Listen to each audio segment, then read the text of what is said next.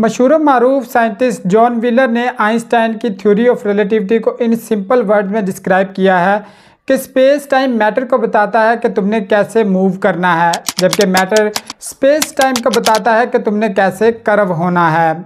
Einstein की special theory of relativity non accelerating चीज़ के लिए वो काम करती थी, लेकिन हमारे इर्द गिर्द मौजूद चीज़ें तो एक्सेलरेट करती हैं। इसके लिए आइंस्टाइन ने 1915 में अपनी जनरल थ्योरी ऑफ रिलेटिविटी पेश की। आइंस्टाइन की चाहे स्पेशल थ्योरी ऑफ रिलेटिविटी हो या फिर जनरल थ्योरी ऑफ रिलेटिविटी हो, इसको समझने के लिए हमें लाइट के बिहेवियर को समझना बेहद ज़रूरी है, क्योंकि रिलेटिविटी में लाइट का किरदार बिल्कुल वैसा ही है जैसे किसी इमारत में ईंट का।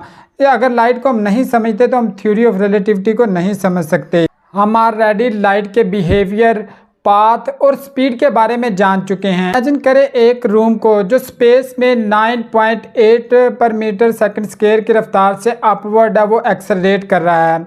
अगर हम उस रूम की एक दीवार से लाइट को छोड़ते हैं तो वो स्ट्रेट पाथ फॉलो करने की बजाय थोड़ा सा नीचे जाके दूसरी वाल पे वो हिट करेगी, क्योंकि उतनी देर में जो रूम है वो थोड़ा सा ऊपर खिसक जाएगा। According to principle of equilibrium, light को अर्थ पर और स्पेस में एक ही तरह से बिहेव करना चाहिए, लेकिन ये कैसे पॉसिबल हो सकता है कि अर्थ पर अगर लाइट स्ट्रेट फॉलो करती है तो स्पेस में वही लाइट है वो कर्व पाथ है वो फॉलो करती है।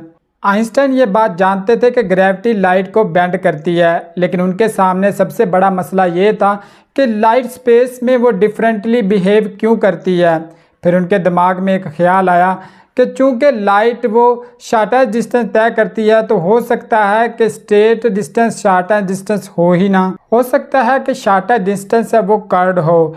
इससे ये साबित हुआ कि लाइट है वो कर्व्ड पाथ फॉलो करती है और यही कर्व है वो ग्रेविटी फॉर्म करती है। इसलिए हम कह सकते हैं कि ग्रेविटी वो लाइट को बेंड करती है, क्योंकि यही कर्व मास पे डिपेंड करती है, यानी कि जितना ज़्यादा मास होगा उतना ही स्पेस टाइम में कर्व होगा और उतनी ही लाइट है वो बेंड होगी। एक ब्लैक होल में बहुत ज़्यादा मास है वो थोड़ी सी जगह में इकट्ठा हो जाता है, जो कि स्पेस टाइम में एक बहुत बड़ा कर्व पैदा करता है, और यही कर्व इतना ज़्यादा होता है कि वो लाइट को इतना ज़्यादा बेंड कर लेता है कि अपने अंदर ही जज़ब कर लेता है।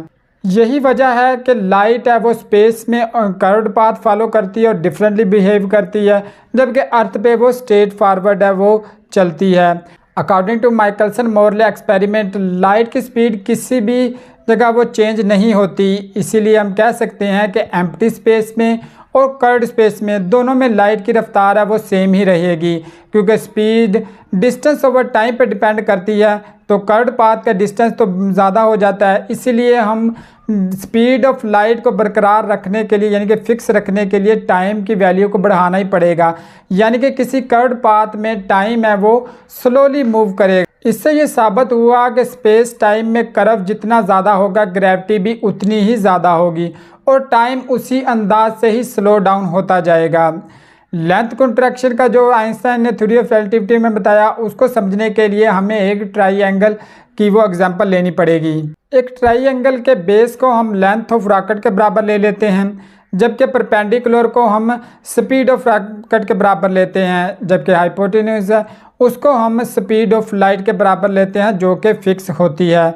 जैसे जैसे किसी रॉकेट की स्पीड है वो बढ़ती जाएगी, उसकी लेंथ उतनी ही कम होती जाएगी, क्योंकि हमने स्पीड ऑफ लाइट को है वो फिक्स ही रखना है। इसलिए हम कह सकते हैं कि जो किसी चीज़ की स्पीड है वो बढ़ती जाएगी, उसकी खुद की लेंथ उसी हिसाब से वो कम होती जाएगी। आइंस्टाइन की मशहूर ज़माना थ्योरी ऑफ रिलेटिविटी, यानी कि स्पेशल थ्योरी ऑफ रिलेटिविटी और जनरल थ्योरी ऑफ रिलेटिविटी के मौजू पे हमने 2 वीडियोस बनाई हैं। पहले में हमने स्पेशल थ्योरी ऑफ रिलेटिविटी को डिस्कस किया और आज हमने जनरल थ्योरी ऑफ रिलेटिविटी को डिस्कस किया, लेकिन ये एक शॉर्ट इंटरवल था। इस मौजू पे हमें और भी वीडियोस बनाएंगे जिस पे हम समझेंगे कि कैसे स्पेस और टाइम आपस में जुड़े हुए हैं और कैसे टाइम ट्रैवल वगैरह पॉसिबल है, और दूसरे जो कंसेप्ट है इसको हम फर्दर वीडियोस में वो डिस्कस करेंगे।